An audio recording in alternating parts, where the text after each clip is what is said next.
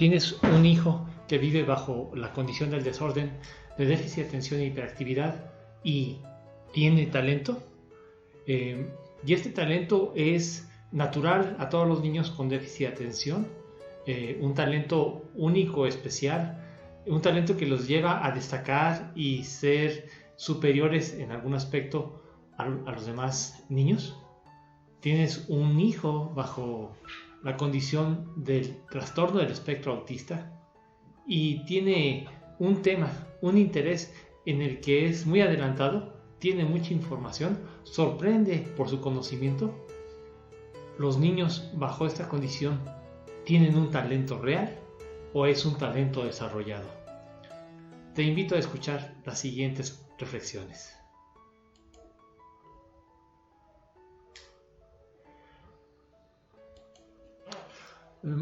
Es frecuente que los papás, cuando exponen la situación de su hijo que vive bajo una de estas dos condiciones del neurodesarrollo, pues expresen su orgullo y su gusto por las habilidades que tienen sus hijos en ciertas actividades. Les da gusto que sean competitivos en los deportes, les da gusto que sean participativos, cuando los niños perciben pues la situación entre los adultos y sacan los permisos que necesitan para hacer lo que ellos quieren, expresamos los papás con gusto, es que es muy listo, sí, es muy inteligente. Pero este talento, estas cualidades intelectuales, ¿son verdaderos talentos? En relación al desorden de déficit de atención e hiperactividad, puedes a comenzar por decir los aspectos negativos de esta percepción y finalmente los positivos. Para responder a la pregunta, ¿tienen o no talentos? Voy a empezar por decir que no y voy a terminar por decir que sí. Uno de los signos, síntomas para el diagnóstico del desorden de déficit de atención es que estos niños tienen bajo rendimiento escolar y también tienen bajo rendimiento en las pruebas psicométricas de atención, es decir, su desempeño es estadísticamente menor a la ejecución promedio de estas pruebas. Y obviamente si su, digamos, capacidad para dirigir y controlar su atención es menor en el grupo, pues es menor el aprovechamiento, ¿sí? El signo consiste en que estos niños tienen desempeño y calificaciones menores a las del grupo. Sin embargo, destacan en otras actividades. ¿Cuál es el origen de ese argumento que dicen los papás de que los niños con déficit de atención son talentosos, ¿sí? De que son geniales, de que no son comprendidos, de que son muy inteligentes, pero que su forma de pensar no es comprendida por los demás? Esto tiene que ver más con la percepción del papá que con las capacidades del niño. En psicología, el paciente nunca es el niño o la persona, sino es la persona y la comunidad de personas que comparten con él su vida. En este caso, pues hay que entender más al papá que al niño. A los papás nos duele pues que nuestro hijo no sea competitivo en percepción social a los demás, y entonces nos satisface mucho, nos complace mucho cuando alguien nos dice o cuando nosotros distinguimos una cualidad y en nuestra dimensión afectiva la magnificamos, nos enfocamos en ella y la magnificamos y sin querer queriendo, como dicen los niños, la desarrollamos, la hacemos más grande con nuestra expresión. A este fenómeno pues popularmente le llamamos pues amor de cuervito, pero a veces este amor de cuervito de los papás cae en situaciones exageradas, grotescas, inadecuadas, y entonces los papás queremos que a fuerzas nuestros niños sean reconocidos por ese talento por los demás, que les sea reconocido ese talento por los demás, y entonces se forma una situación negativa, dirían los adolescentes, una película negativa en la que tú mismo editas, que tú mismo participas y quieres que todos jueguen un rol en esa película. Y el título de esa película podría ser El niño genio que no es comprendido por los demás, ¿sí? Que solamente satisface a las emociones de los papás, y es inadecuado porque no les podemos imponer a los demás una percepción, ¿sí? Bien, pero realmente es esto, es negativo, es falso que los niños tengan con déficit de atención tengan una inteligencia ordinaria y afectada por los factores negativos de este déficit, de esta limitación. Todas las personas que trabajamos con niños con déficit de atención, pues reconocemos que sí tienen talentos. Te argumenté primero por qué no. Yo te voy a argumentar que sí, porque la experiencia directa, la experiencia diaria trabajando con ellos, nos muestra que sí tienen talentos especiales, extraordinarios, que los niños ordinarios no llegan a desarrollar. Hace algún tiempo, en la página de su servidor, compartimos este pensamiento, esta afirmación de Piaget. ¿Sí? La inteligencia no es lo que sabes, sino lo que haces cuando no sabes. Y la reflexión que acompañaba a esta frase es que los niños, para superar las dificultades de su déficit de atención, buscan diferentes formas de resolver el problema, ¿sí? Utilizan recursos diferentes para enfrentar y resolver las situaciones, utilizan su creatividad, utilizan la intuición, el pensamiento global, y te sorprende cómo llegan a la misma solución por caminos heterodoxos, que muchas veces no son correctos, pero llegan a la solución, son prácticos. Y entonces desarrollan ellos esta genialidad, esta creatividad. Lo ves tú, por ejemplo, cuando se enfrentan a resolver problemas de matemáticas, ¿no? De aritmética, comprender un problema de aritmética. Estos niños comprenden los problemas de manera diferente, no van palabra por palabra, sino te sorprenden por la manera en la que hacen, cómo contestan los ejercicios, ¿sí? Y aunque uno como maestro o ortodoxo quisiera que siguieran un proceso analítico de ir paso por paso, dato por dato, palabra por palabra, es importante mantener, ¿sí? esa creatividad, esa forma de pensar global. Algunos terapeutas, yo pienso que sí se equivocan por imponerles un proceso y un pensamiento analítico. Yo pienso que hay que mantener su creatividad, su talento, y que también dominen el pensamiento analítico, que tengan las dos, que dominen los procesos escolares y terapéuticos, y que conserven su creatividad, su espontaneidad, su genialidad. Pero para hacer esto es necesario que los niños pues reciban apoyo, que tengan su tratamiento intermodal con su apoyo farmacológico y su terapia psicoeducativa, ¿sí? Lo que hace la terapia psicoeducativa, sus objetivos son que el niño consiga el dominio y el control de su atención y la autorregulación de sus emociones. Y entonces estos niños reciben una estimulación adicional. Y entonces, como resultado de esta estimulación adicional que les dan sus papás, y sobre todo la estimulación amorosa que les dan en su hogar, su mamá, sus hermanos y su papá, ¿sí? Los niños generan talento, ¿sí? Los niños bajo el desorden de déficit de atención, cuando tienen terapia, generan talento, ¿sí? Inevitablemente va a ser así, pues por el carácter del niño y por la estimulación. Es un estímulo, una condición que los demás niños no tienen, ¿sí? Y cuando el niño responde, genera talento. ¿Y cuáles son esos talentos que comúnmente generan? Bueno, hay un video en el canal sobre eso. Se habla de los 10 talentos del niño con déficit de atención.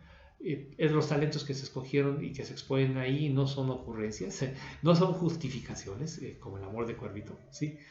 Sino es una selección de cualidades positivas, admirables, que se observan frecuentemente, que se observan clínicamente en niños cuando son estimulados, ¿sí? En ese sentido, pues confirmo la conclusión de la presentación anterior. Talento y esfuerzo, en este caso por efecto de la terapia, van juntos, es una composición. No puede haber talento o no se puede desarrollar el talento, no se puede manifestar el talento si no hay esfuerzo. ¿Y qué podemos decir de los niños con autismo? ¿Sí? Uno de los rasgos, también uno de los signos para el diagnóstico del trastorno del espectro autista, es la presentación de intereses particulares, ¿sí?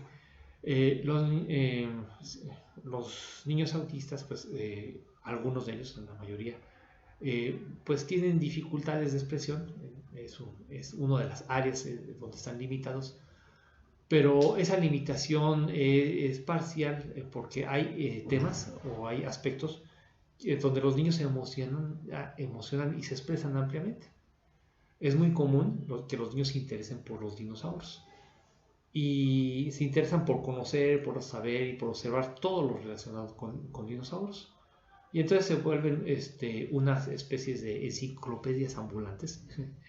Y el niño no te habla, no responde, no saluda, ¿sí? No se defiende.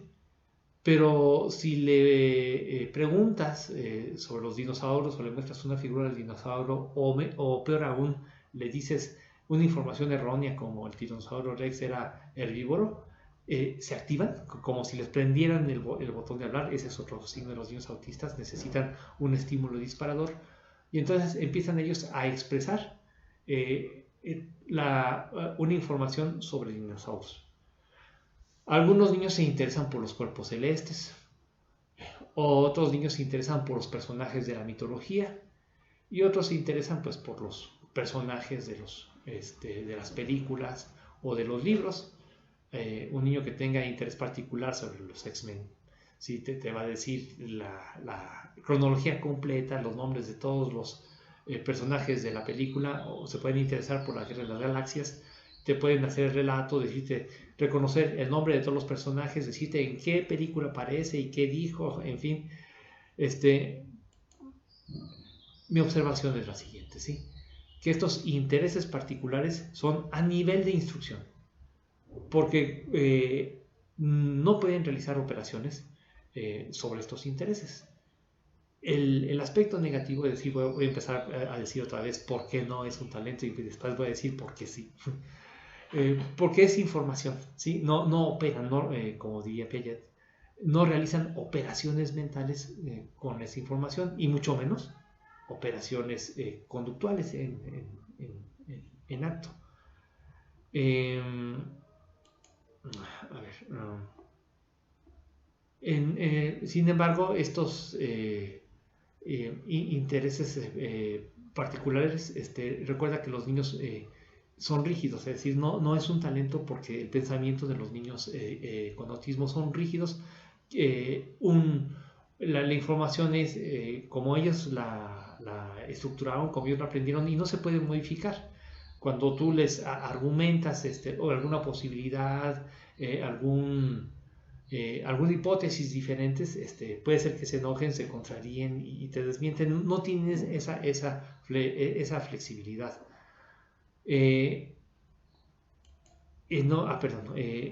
Ocurre que en las películas o la mitología, la falsa información sobre el desorden de déficit de atención, hacen un romance y romantizan a las personas con autismo y dicen que son genios, ¿no? Y vemos películas donde la persona pues puede hacer cálculos muy rápidos, ¿no? Lo llevan a un a un casino y observa las cartas y vio todas las cartas, ¿no? Vio todas las cartas y el orden, ¿no? Y te puede predecir las cartas o si le pones un cálculo, si una serie de ecuaciones o una ecuación muy larga, no, ¿sí? Eso es adicional, es efecto dramático del guión de la película. Sí, pueden saber mucho sobre cartas y dominar la situación, pero no realizar operaciones.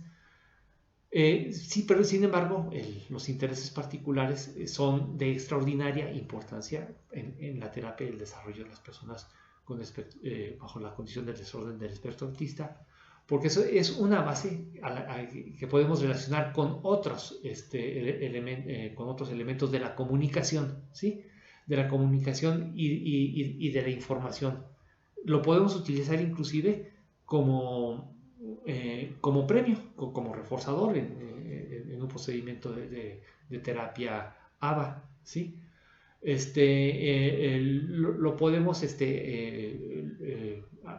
asociar con otro tema, ¿sí? Poco a poquito, ¿sí? Con algún otro tema que nos interese. Para mí serían principalmente que hable y que socialice, ¿sí?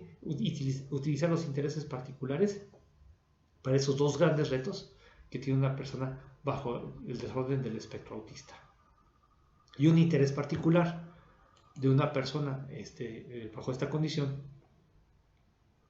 puede utilizarse para desarrollar después una ocupación. Los objetivos de la terapia son, en este ámbito, es lograr la autonomía física, ¿sí? Y después la autonomía personal y si es posible la autonomía laboral.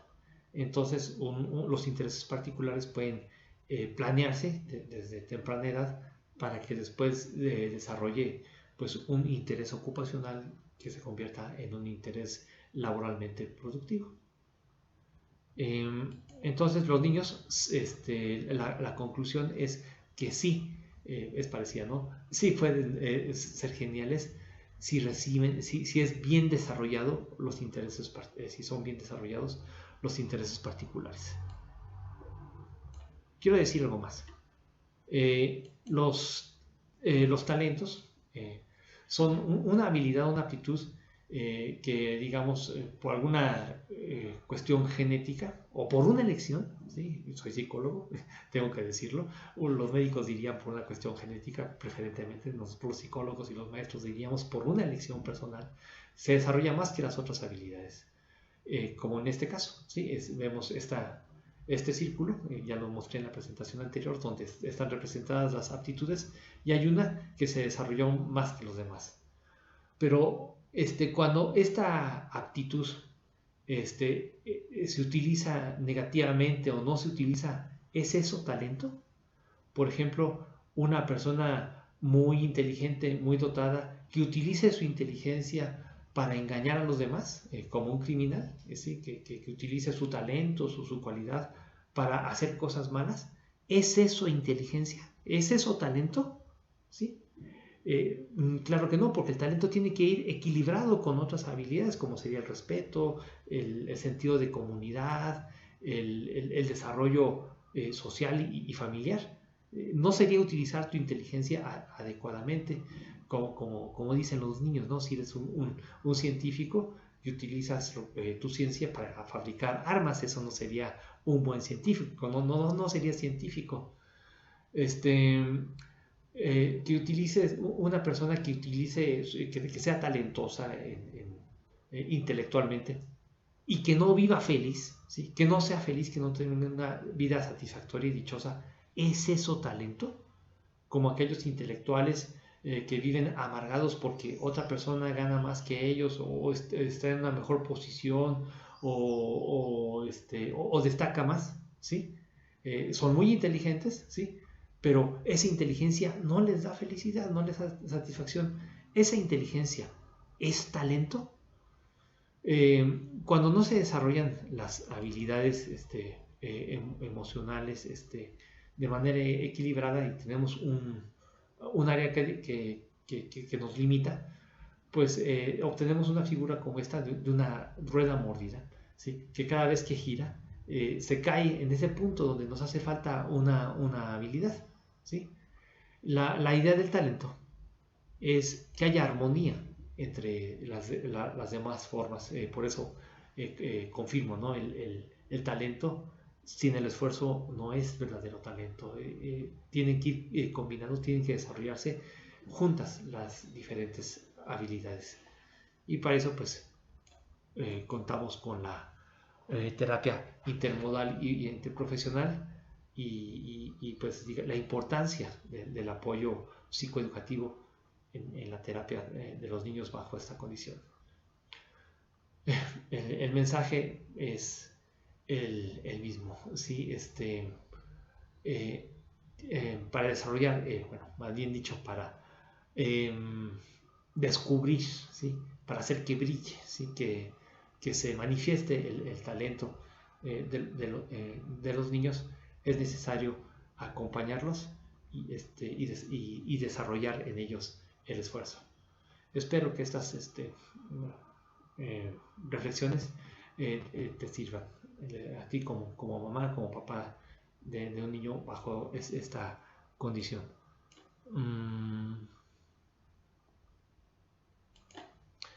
Algunas de estas reflexiones las puedes encontrar en este libro.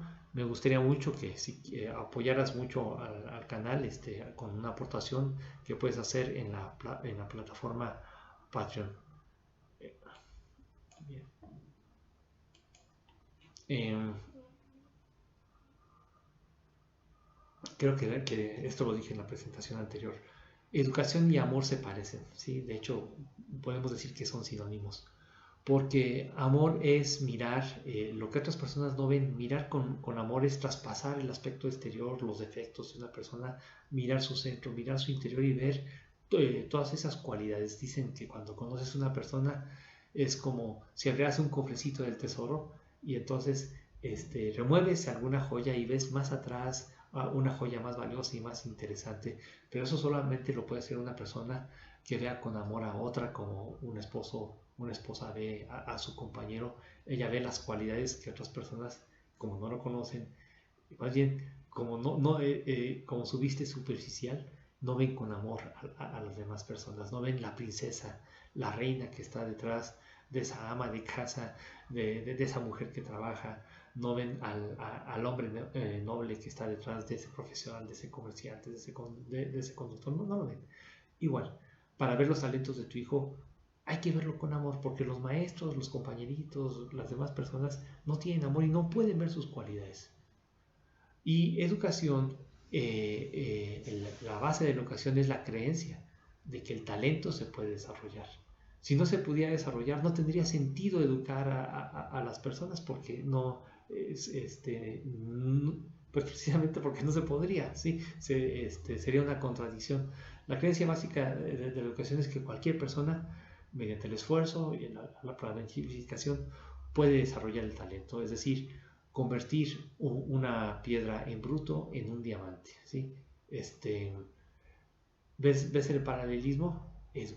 Amar y educar son parecidas o no es lo mismo. Es ver lo bueno de una persona o convertirla en algo valioso, porque educar etimológicamente quiere decir educere, que quiere decir sacar lo bueno de adentro hacia afuera.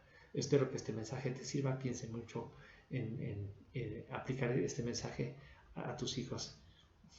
Muchas gracias. Hasta luego.